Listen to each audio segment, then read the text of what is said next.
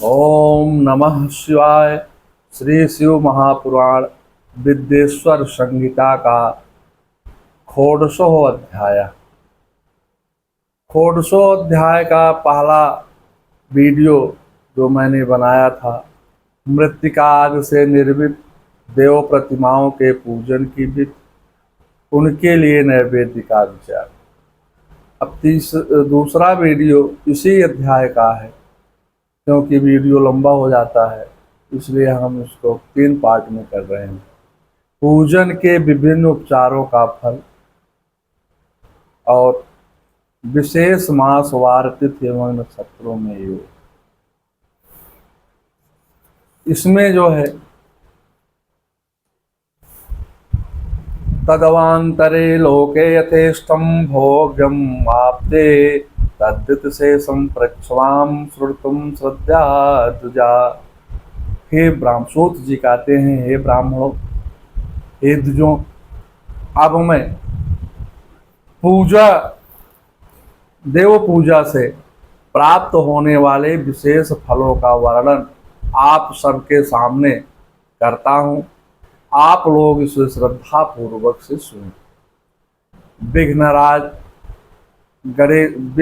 गणेश जी, सभी बाधाओं को दूर करने वाले और देवों में प्रथम पूजनीय गणेश जी महाराज, पूजा के भूलोक से उत्तम और अभीष्ट वस्तु की प्राप्ति होती है।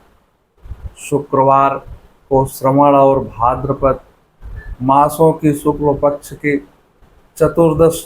चतुर्थी को और पौष मास में शतभिषा नक्षत्र के आने पर विधि पूर्वक गणेश जी की पूजा करनी चाहिए। 100 या सहस्त्र दिनों में 100 या सहस्त्र बार पूजा करें। देवता और अग्नि में श्रद्धा रखते हुए, देवताओं में और अग्नि में श्रद्धा रखते हुए किया जाने वाला उसका नित्य पूजन मनुष्यों को पुत्र एवं अभीष्ट वस्तु प्रदान करता है। विघ्नेश पूजम सम्यक भूलोकम भीष्टम आपनुयात् शुक्रवारे चतुर्थांशं मिते श्रावण भाद्रिका। उनका नित्य पूजन मनुष्यों को पुत्र एवं अभीष्ट वस्तु प्रदान करता है। वह समस्त पापों का नाश करते हैं, भिन्न भिन्न दुष्कर्मों का विनाश करने वाले हैं। विभिन्न वारों में दी हुई शिव आदि की पूजा आत्म शुद्धि प्रदान करने वाली समझना चाहिए। वार, दिन, नक्षत्र और तिथि के योगों का आधार है। ये सब तिथि माने दिन, वार, तिथि, नक्षत्र, ये सब योगों का आधार है। समस्त कामनाओं को देने वाले हैं। उनमें वृद्धि और क्षय नहीं होता है, इसलिए उसमें पूर्ण ब्रह्म स्वरूप मानना चाहिए। सूर्योदय से लेकर के दूसरे सूर्योदय तक आने तक एक वार की स्थिति मानी जाती, माने एक दिन होता है। जो ब्राह्मण आज सभी वर्णों के कर्मों का आधार है। विहित तिथि के पूजा पूर्व भाग में की हुई देव पूजा मनुष्यों को पूर्ण भोग प्रदान कराने वाली है। यदि मध्याह के बाद तिथि आरंभ होती है तो उसे रात युक्त तिथि का पूर्व भाग पितरों के श्राद्ध आदि कर्म के लिए उत्तम बताया गया है। ऐसी तिथि का पर भाग ही दिन में युक्त होता है। वही देव कर्म के लिए प्रशस्त माना गया है। यदि मध्यमा काल तक तिथि रहे तो उद्यापनी तिथि को, माने जब दिन प्रारंभ होता है, देव कार्य ग्रहण करना चाहिए। इसी तरह शुभ तिथि एवं नक्षत्र आदि देव कार्य ग्रह सर्वथा होते हैं। वार आदि का अच्छी प्रकार से विचार करके पूजा और जप आदि कार्य करना चाहिए। देव पूजा में वेदों में पूजा शब्द के अर्थ की इस प्रकार बताई गई है। पूजार्थे अनेन इति पूजा, यह पूजा शब्द की व्युत्पत्ति है।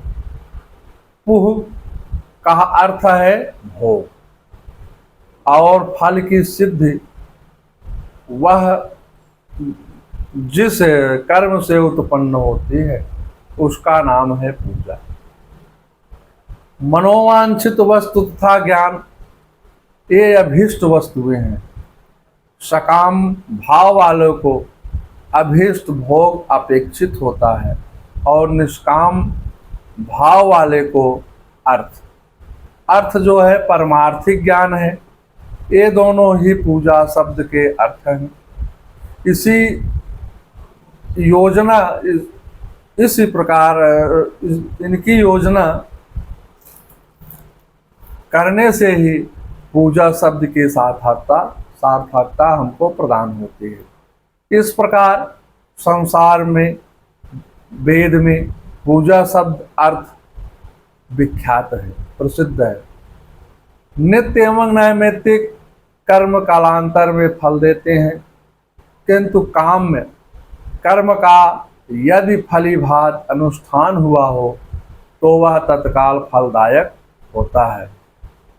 प्रतिदिन नित्यम नैमित्तिकम कालम साध्यम कामे स्वानुष्ठान अनुष्ठते नित्यम मासम चापक्षम चावर्षम चयो यथा क्रमम। किंतु काम में कर्म का यदि भली भांति अनुष्ठान हुआ हो तो वह तत्काल फलदायक होता है।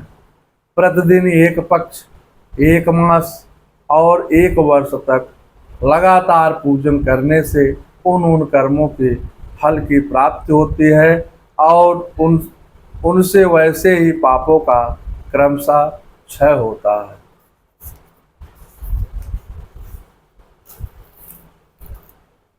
प्रत्येक मास के कृष्ण पक्ष की चतुर्थी तिथि को की गई महागणपति की पूजा एक पक्ष के पापों का नाश करने वाली और एक पक्ष उत्तम भोग रूपी फल देने वाली होती है। चैत मास में चतुर्थी को की हुई पूजा एक मास तक किए हुए पूजन का फल देने वाली है। और जब सूर्य सिंह राशि पर स्थित हो उस समय भाद्रपद के चतुर्थी को की हुई गणेश की पूजा एक वर्ष तक मनोवांछित फल देती है। भोग प्रदान करने वाले जानना चाहिए। पक्ष पापम क्षय कारणम पक्ष भोगम फलम प्रदा क्षय अत्रम चतुर्थांतम पूजम चाकृतम मास फल प्रदा। श्रवण मास के रविवार को हस्त नक्षत्र से युक्त सप्तमी तिथि को तथा माघ शुक्ला सप्तमी को भगवान सूर्य का पूजन करना चाहिए। ज्येष्ठ तथा भाद्र मासों के बुधवार को श्रवण नक्षत्र से युक्त द्वादशी तिथि को तथा केवल द्वादशी को भी किया गया भगवान विष्णु का पूजन अभीष्ट संपत्ति को देने वाला माना गया है। श्रावण मास में की जाने वाली श्री हरि की पूजा अभीष्ट मनोरथ और आरोग्य प्रदान करने वाली होती है।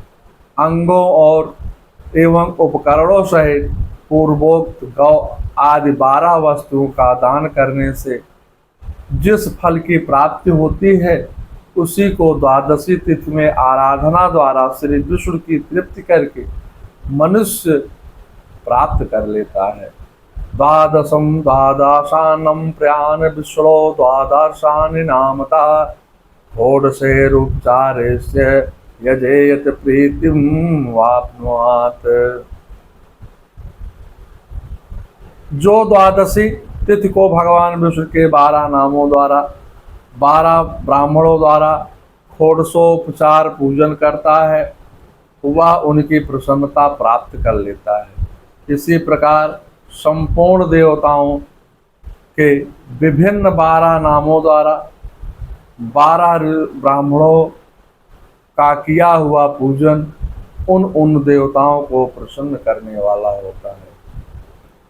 एवं चा सर्वदेवानां तत्तम द्वादशं नाम के द्वादश ब्रह्माय जैनम तत्प्रीतिकरम भवेति। ऐश्वर्य की इच्छा रखने वाले पुरुषों को भी कर संक्रांति के युक्त श्रावण मास में ही नवमी तिथि को मृगशिरा नक्षत्र के योग में संपूर्ण मनोवांछित भोगों और फलों को देने वाली अंबिका का पूजन करना चाहिए, माता जी का पूजन करना चाहिए। अश्विन मास के शुक्ल पक्ष की नवमी तिथि संपूर्ण अभिष्ट फलों को देने वाली है। उसी मास के कृष्ण पक्ष की चतुर्दशी यदि रविवार पड़ा हो तो उस दिन का महत्व विशेष बढ़ जाता है।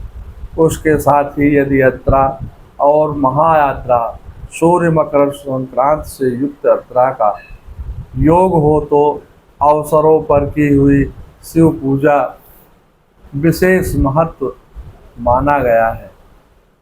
आद्रायाम ही आद्रा शिव पूजा विशेषते माघ कृष्णम चतुर्दशम सर्वभीष्टम फलप्रदा।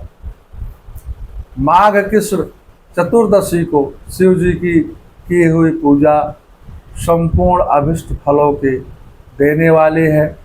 वह मनुष्यों की आयु को बढ़ाती है, मृत्यु को दूर हटाती है और समस्त सिद्धियों की प्राप्ति कराती है। ज्येष्ठ मास में चतुर्दशी को यदि महायात्रा का योग हो अथवा मार्ग शीर्ष में किसी भी तिथि को यदि आर्द्रा नक्षत्र हो तो उस अवसर पर विभिन्न वस्तुओं की बनी हुई मूर्ति रूप में शिव जी को 16 उपचारों से पूजा करता है। उस पूर्ण आत्मा के चरणों का दर्शन करता है। भगवान शिव की पूजा मनुष्यों के भोग और मोक्ष को देने वाली है। ऐसा हमेशा सभी व्यक्तियों को समझना चाहिए, सोचना चाहिए और विचार करना चाहिए। इसके बाद पूजन पर ध्यान देना चाहिए। कार्तिक मास में प्रत्येक वार और तिथि आदि में देव पूजा का विशेष महत्व है। कार्तिक मास आने पर विद्वान पुरुष दान, तप, होम, जप और नियम आदि के द्वारा समस्त देवताओं का षोडशोपचार से पूजन करें। उस पूजन में देव प्रतिमा, ब्राह्मण तथा मंत्रों का उपयोग आवश्यक है। ब्राह्मणों को भोजन कराने से वह पूजन कर्म संपन्न होता है।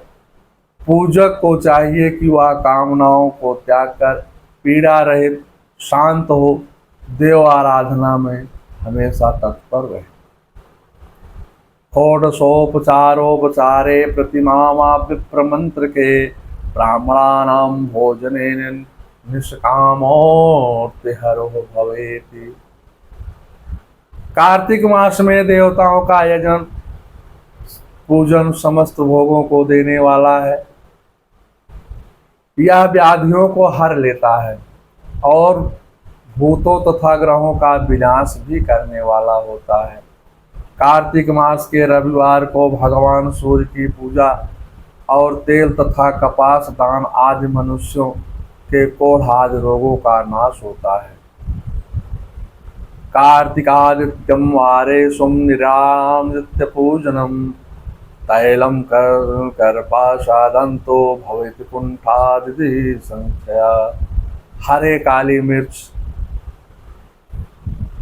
वस्त्र तथा दूध आदि से दान तथा ब्राह्मणों की प्रतिष्ठा करने से क्षय के रोग का नाश होता है और दीप सरसों के दान से मिर्गी रोग मिट जाता है। कृतिका नक्षत्र से युक्त सोमवारों का वर्णन किया गया है। शिव जी का पूजन मनुष्यों के महान दरिद्रता को मिटाने वाला होता है, संपूर्ण संपत्तियों को देने वाला होता है। घर की आवश्यक सामग्रियों के साथ गृह क्षेत्र आदि का दान करने से उन फल की प्राप्ति होती है। कृतिका युक्त मंगलवारों को श्री यशकंद महाराज का पूजन करके तथा दीपक एवं घंटा आदि के दान देने से मनुष्यों को शीघ्र ही वाक सिद्धि प्राप्त हो जाती है। इस प्रकार से देवताओं का पूजन करना चाहिए।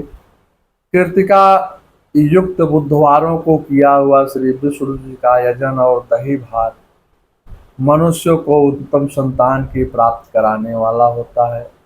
कृतिका युक्त गुरुवारों से को धन से ब्रह्मा जी का पूजन तथा मधु, सोना और घी का दान करने से मनुष्यों को भोग एवं वैभव की वृद्धि होती है।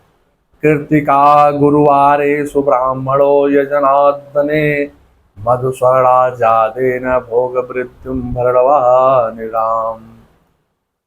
कृतिका युक्त शुक्रवारों को गजानन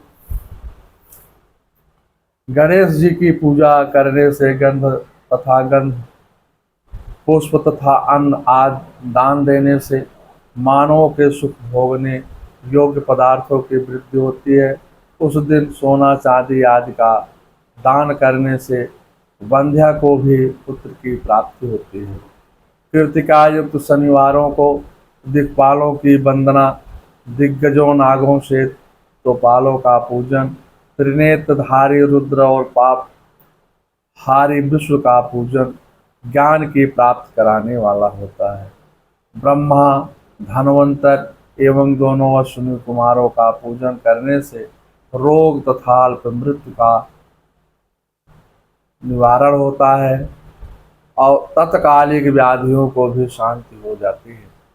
नमक, लोहा, तेल और उड़द आदि का त्रिकूट में सोठ, पीपल और गोल मिर्च, फल, गंध और जल आदि का तथा घृत आदि द्रव्य पदार्थों और सुवर्ण, मोती, धान्य आदि ठोस वस्तुओं का भी दान देने से स्वर्गलोक की प्राप्ति होती है। इनमें से नमक आदि का मान कम से कम एक प्रश्न, शेर और सुअर आदि का मान कम से कम एक पल होना चाहिए। धन की संक्रांति से युक्त पौष मास में उषा काल में शिव आदि समस्त देवताओं का पूजन क्रमशः समस्त सिद्धियों की प्राप्त कराने वाला होता है। इस पूजन में अगहनी चावल के से तैयार किए हुए हविष्य का नैवेद्य उत्तम बताया गया है। पौष मास में नाना प्रकार के अन्न नैवेद्य विशेष महत्व रखता है। मार्गशीर्ष में केवल अन्न का दान करने से मनुष्य को संपूर्ण अभिष्ट की फलों की प्राप्ति होती है। मार्गशीर्ष में अन्न का दान फल करने वाले मनुष्यों के सारे पाप नष्ट हो जाते हैं और वह अभीष्ट सिद्ध, आरोग्य, धर्म, वेद, सम्यक ज्ञान, उत्तम अनुष्ठान फल इहलोक और परलोक में तथा महान लोक तथा के अंत में सनातन योग, मोक्ष तथा वेदांत की सिद्धि प्राप्त कर लेता है।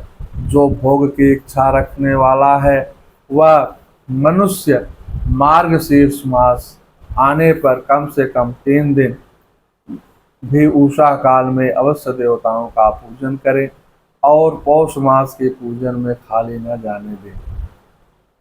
उषा काल से लेकर के संगव काल तक ही पौष मास में पूजन का विशेष महत्व बताया गया है। पौष मास में पूरे महीने जितेंद्रीय और निराहार, जितेंद्रीय माने अपनी सभी इंद्रियों को अपने वश में कर ले, आँख, पैर, कान, नाक, मुख और सबसे बड़ा मन बहुत चंचल चलायमान होता है। इसलिए पूजा के समय मन को बांध करके उसी पूजा में ही लगाना चाहिए और निराहार होकर के द्विज प्रातः काल से मध्यकाल तक वेद माता गायत्री का जप करें। तत्पश्चात रात को सोने से पहले सम्यक तक पंचाक्षर आदि मंत्रों का जप करें। ऐसा करने वाला ब्राह्मण ज्ञान पाकर के शरीर छूटने के बाद उसको मोक्ष को प्राप्त कर लेता है। हे द्विजेतर, नर नारियों का त्रिकाल स्नान और पंचाक्षर के निरंतर जप से विशुद्ध ज्ञान प्राप्त होता है। इस मंत्रों का सदा जप करने से बड़े बड़े पापों का भी नाश हो जाता है। सदा पंचाक्षरे विशुद्धम ज्ञानम आप्तम इष्टमंत्रम साजन्यम जपत्तम महापाप क्षयम लभेत। अब पौष मास के विशेष पूजन का महत्व। पौष मास में विशेष रूप से महानैवेद्य चढ़ाना चाहिए। यहाँ सभी वस्तुएं 12 की संख्या में समझनी चाहिए, जैसे चावल 12, हार, काली मिर्च 12, प्रस्त, मधु और घृत 12, गुड़व, मूंग 12, द्रोण 12 प्रकार के व्यंजन, घी में तले हुए बढ़िया पुए, लड्डू और चावल के मिष्ठान 12, प्रस्त, दही और दूध 12, नारियल आदि फल 12, सुपारी, कपूर, कत्था और 5 प्रकार के सुगंधित द्रव्यों से युक्त 36 पत्ते पान से महानैवेद्य बनता है। ये महान नैवेद्य है। और इस महानैवेद्य को देवताओं को अर्पित करके वर्णा अनुसार उस देवताओं को भक्तों के दे देना चाहिए। इस प्रकार के ओदन नैवेद्य से मनुष्य पृथ्वी पर राष्ट्र का स्वामी होता है। महानैवेद्य दान से स्वर्ग की प्राप्ति होती है। हे श्रेष्ठों, सूत जी कहते हैं, हे ऋषिगणों, 1000 महानैवेद्यों के दान से सत्यलोक प्राप्त होता है और उस लोक में पूर्ण आयु प्राप्त होती है। एवं 30,000 महानैवेद्यों के दान से उसके ऊपर लोकों की प्राप्ति होती है तथा पुनर्जन्म नहीं होता है। अब उसके ऊपर बता रहे हैं, सहस्राम चाखट जन्मम नैवेद्यम मीरिते तन्वा नैवेद्य दानम तो महापूर्णम तदुच्यते। महापूर्णस्य नैवेद्यम जन्मम नैवेद्यम मिष्यते। जन्मे नैवेद्य दानेन पुनर्जन्मम न विद्यते। 36,000 महानैवेद्यों को जन्म नैवेद्य कहा गया है। उतने नैवेद्यों का दान महापूर्ण कहलाता है। महापूर्ण नैवेद्य से जन्म नैवेद्य कहा गया है। जन्म नैवेद्य के दान से पुनर्जन्म कब नहीं होता है। अब कार्तिक मास में संक्रांति, व्याप्तिपात, जन्मान, नक्षत्र पूर्ण आदि किसी पवित्र दिन को जन्म नैवेद्य चढ़ाना चाहिए। संवत्सर के प्रारंभिक दिन को भी उत्तम जन्म नैवेद्य का अर्पण करना चाहिए। किसी अन्य महीने में भी जन्म नक्षत्र के पूर्ण योग के दिन तथा अधिक पूर्ण योगों के मिलने पर धीरे धीरे 36,000 महानैवेद्य अर्पण करें। जन्म नैवेद्य दान से जन्म अर्पण कर फल प्राप्त होता है। जन्मार्पण से प्रसन्न होकर भगवान शंकर अपना सायुज्य प्रदान करते हैं। इसलिए इस जन्म नैवेद्य को शिव जी को ही अर्पण करना चाहिए। योनि और लिंग रूप में विराजमान शिव जन्म को देने वाले हैं। अतः पुनर्जन्म की निवृत्ति के लिए जन्म नैवेद्य शिव की पूजा करनी चाहिए। मंगलम भगवान विष्णु मंगलम गरुड़ाध्वजा मंगलम पुंडरीकाक्षाय मंगलाय तनो हरि।